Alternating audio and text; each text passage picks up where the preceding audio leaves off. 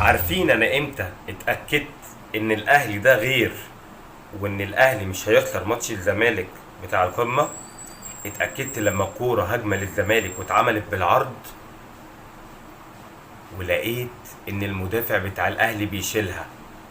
ولما بصيت على المدافع بتاع الاهلي اللي شالها، لقيته اشرف بن شرقي. اشرف بن شرقي بقى يرجع يدافع، ودي كانت اهم حاجة نفسنا ان هو يعملها، ان هو يرجع يدافع. انت جواك حاجات اهو، بس محتاجة تطلع. يا ريت يا اشرف ما كنتش انت رجعت دافعت، عشان كنا بنلاعب الزمالك والماتش ده مهم بالنسبة لك انك تكسبه.